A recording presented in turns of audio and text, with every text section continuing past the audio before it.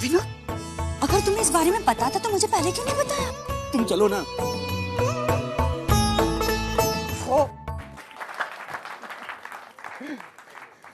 ये गाना हम डेडिकेट करते हैं अपने आई और बाबा को, उनके प्यार को, उनके उस पवित्र रिश्ते को जो 30 साल के बाद भी उतना ही नया और उतना ही मजबूत है।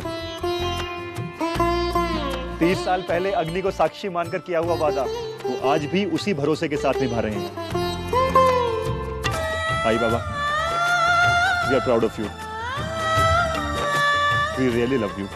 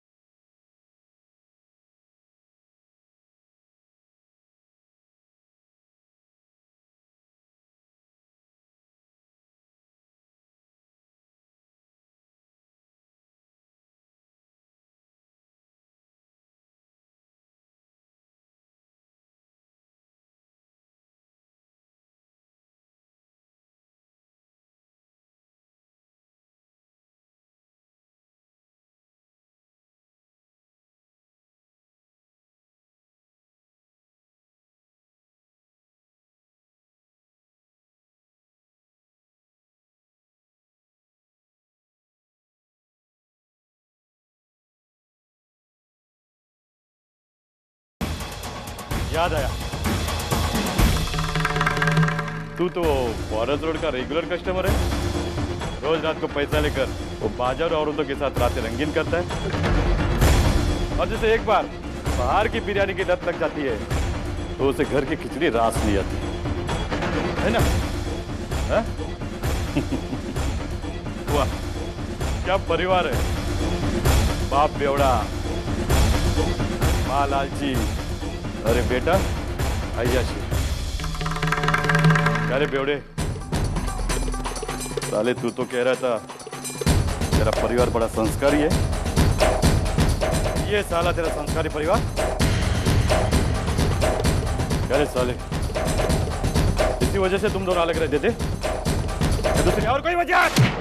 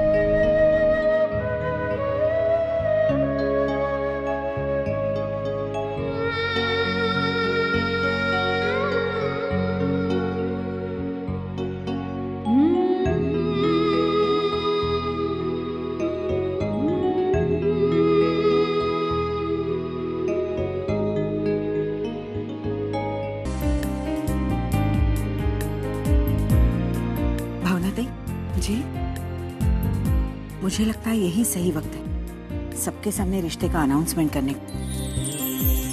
हाँ ताई, वैसे भी चारों तरफ इतनी खुशी का माहौल है कि ये बात सुनकर तो खुशी और दुगनी हो जाएगी। आप बैठिए, मैं अभी आई।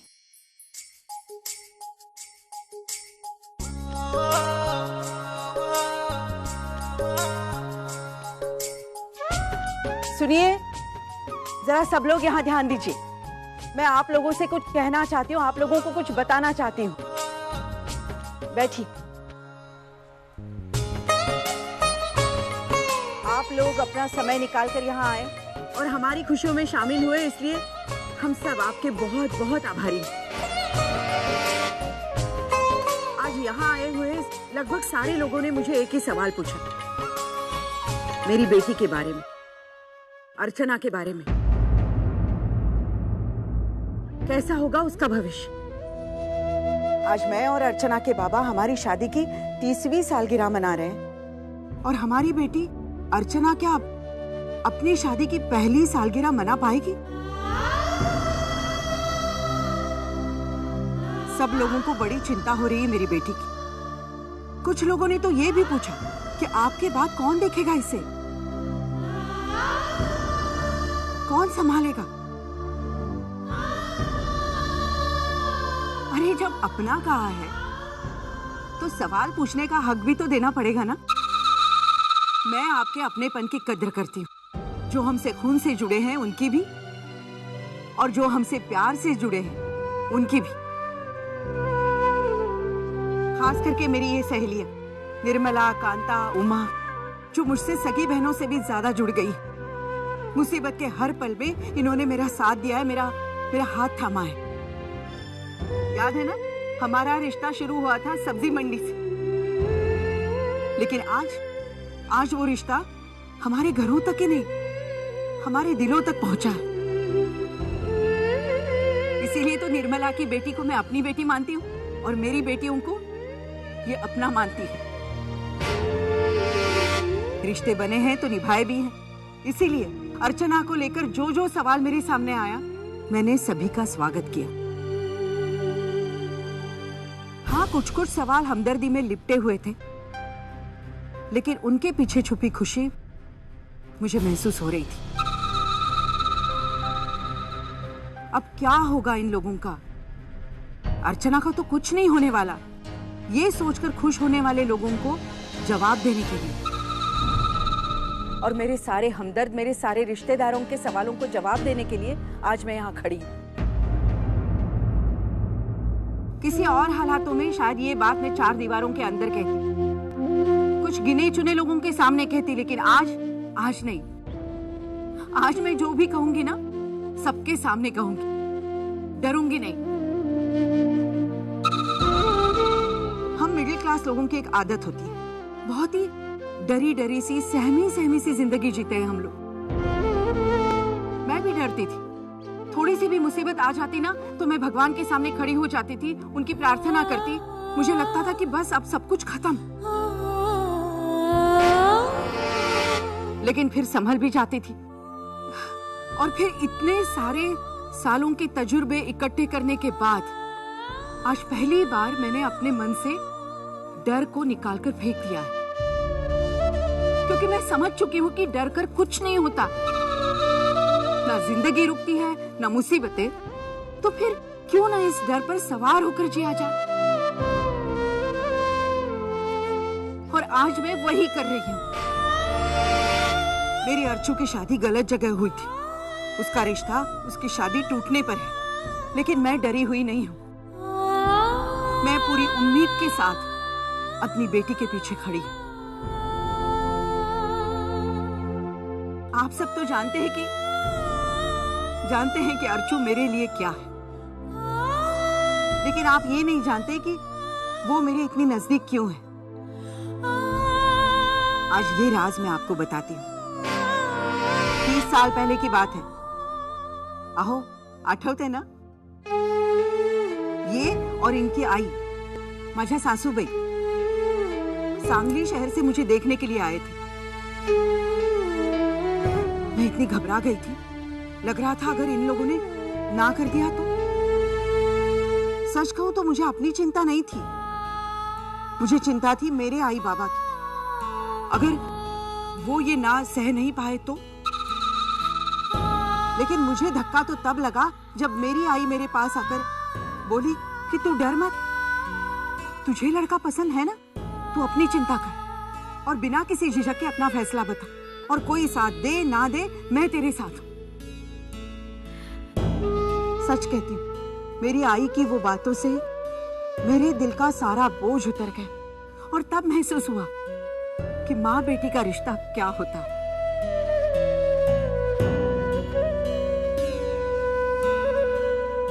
शादी के 3 साल बाद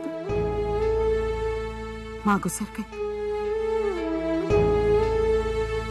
मैं अंदर ही अंदर टूट गई थी, एक खाली खालीपन सा महसूस होने लगा था। लेकिन जब मेरी पहली बेटी अर्चू का जन्म हुआ, पहली बार जब मैंने उसका चेहरा देखा, मेरा दिल प्यार से भर गया। वो खालीपन का एहसास जैसे खत्म हो गया। माँ बेटी का रिश्ता एक नए सिरे से शुरू हो रहा था। भूमिकाएं बदल गई थी लेकिन प्यार और जज्बात वही थे, और वही प्यार ने, वही जज्बात ने आज तक मुझे और अर्चू को बांध कर रख दिया। आमतौर पर प्यार और फर्ज का धागा बच्चों को माँ बाप से बांध कर रखता है। पढ़ाई लिखाई, कपड़ा, स्कूल, कॉलेज और फिर शादी तक की जिम्मेदारियां निभाई जाती हैं, और शादी के बाद बच्चे अपनी जिंदगी जीने के लिए आजाद हो जाते हैं। लेकिन एक आई की जिम्मेदारियां वहां खत्म नहीं होती, फर्ज से कहीं ऊंचा रिश्ता होता है। इसीलिए तो मैं आज अर्चना के साथ खड़ी। कहते हैं जहां किस्मत तक साथ छोड़ देती है, वहां आई साथ देती है, और मैं भी तो वही कर रही हूं। किस्मत ने आज मेरी अर्चू को यहां लाकर छोड़ दिया। कोई बात नहीं, कोई बात नहीं अर्चू, मैं तुम्हारा हाथ पकड़कर तुम्हें यहां से आगे ले जाऊंगी और जिंदगी भर तुम्हारा साथ दूंगी। पता है अर्चू, आज मुझे अपनी आई की बहुत याद आ रही है। अरे बहुत खुश होगी वो वहां पर, क्योंकि वो देख रही है ना कि उसकी बेटी खुश है। लेकिन आई, ये सारी खुशी तेरी वजह से तो है। तूने पापा से प्रार्थना की होगी मेरी झोली खुशियों से भरने के लिए। तू देख रही है ना कि तेरी बेटी की खुशी उसकी बेटी की खुशी में है, और आज तेरी बेटी भी तो एक आई है। आई सर, आज मैं बहुत खुश हूँ, क्योंकि मेरा ये सारा परिवार मेरे साथ है और मैं उनके साथ हूँ।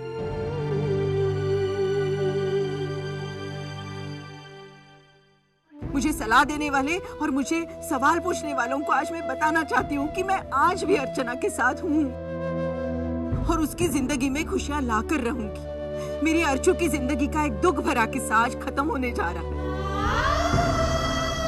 और खुशी के पल उसके सामने हाथ पसार कर खड़े हैं। अर्चना की शादी टूट गई, लेकिन इसमें उसकी कोई गलती नहीं थी। जब भी किसी लड़की का एक रिश्ता टूटता है ना, तो उसके दूसरे रिश्ते की बात बहुत छुप छुप कर की जाती है। कभी इज्जत के डर से, तो कभी किसी की नजर ना लगे इस डर से, तो कभी समाज के रीति रिवाजों के डर से। माँ बाप इस बात को इतना छोटा बना देते हैं कि उसका ठीक से आनंद ही नहीं उठा पाते। अरे अगर एक रिश्ता टूटकर बिखर गया है, तो उसके लिए अगर दूसरा अच्छा साथी ढूंढकर जिंदगी में उसको दूसरी बार खड़ा करने में शर्म कैसी। और ये तो बहुत अच्छी बात है, और इसीलिए मैं ये बात सरेआम आपसे कह रही हूँ। अर्चना की जिंदगी का दुख का किस्सा खत्म हो गया है। उसके सामने एक नया रास्ता जिंदगी का खुल गया है। आज हमारी शादी की 30वीं सालगिरह का सबसे बड़ा तोहफा पापा ने हमें दिया है। सतीश को हमारे पास भेज कर।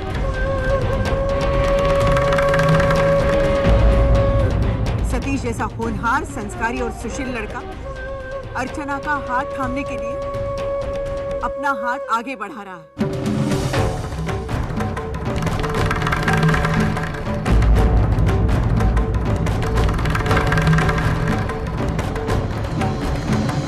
कहते हैं कि भगवान अपने भक्तों की मदद करने के लिए खुद नहीं जा पाते तो अपने फरिश्तों को भेज देते, और ये सतीश हमारे लिए फरिश्ता ही है। और सिर्फ सतीश ही नहीं, सतीश की आई, सतीश के बाबा बहुत ही भले लोग हैं ये,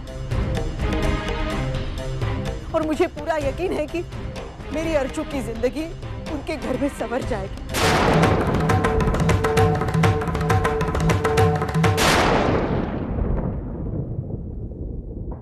अपनी नाती की खुशी देखकर तू खुश है ना आई? जी भर के दुआएं देती रहना मेरी अर्चू को, क्योंकि तू जानती है ना कि अर्चू की खुशी में ही मेरी खुशी है।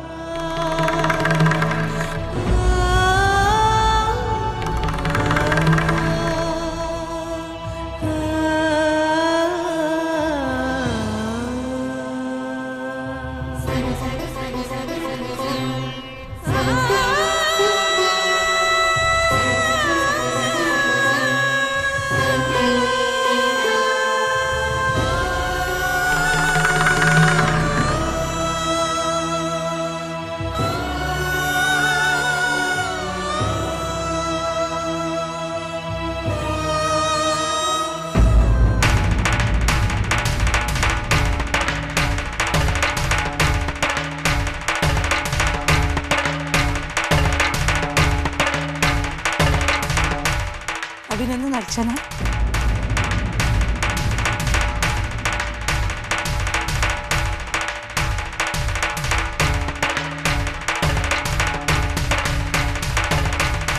अर्चू, मुझे ऐसा लगता है कि शादी की बात सुनकर वो शर्मा गई है। मैं उसे अभी लेकर आती हूँ। हाँ, आई, मैं अभी उसे लेकर आई।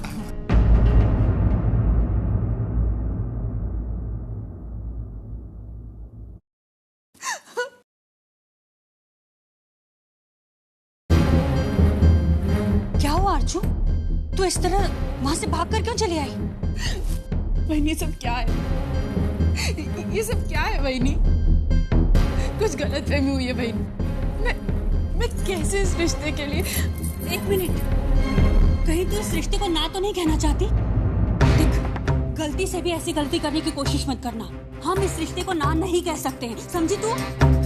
बहनी, आप खुद एक बार मेरी जगह आकर सोचिए। मैं कैसे हाँ कर सकती हूँ इस रिश्ते के लिए? क्यों?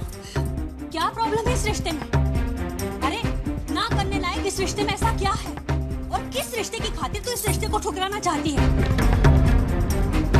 कहीं मानव के साथ बनाए हुए उस खोखले रिश्ते की खातिर तो नहीं ना, जो किसी भी वक्त टूटकर बिखर जाएगा? और तू जरा सोच, उस रिश्ते ने तुझे अपमान, जिल्लत और दुख दर्द के सिवाय दिया क्या है? कुछ भी तो नहीं। और ये रिश्ता तुझे ढेर सारी खुशियां देगा, तेरी जिंदगी में खुशहाली ले आएगा, और उससे भी बढ़कर तेरी आई को खुशी देगा। और जो इस रिश्ते को ठुकराना पागलपन है। तेरी आई की सारी उम्मीदें इस रिश्ते पर आकर टिकी हुई है। अरे उन्हें तो पूरा विश्वास है कि तू उनके फैसले के खिलाफ कभी जाएगी नहीं, इसीलिए तो उन्हें बिना तुझसे कुछ पूछे, बिना तुझे कुछ बताए इतना बड़ा फैसला कर लिया, और सबके सामने जाकर अपने दिल की बात बता भी दी। अगर तू ना कहेगी ना, तो 4 लोगों के बीच में उनकी इज्जत चली जाएगी, नाक कट जाएगी उनकी।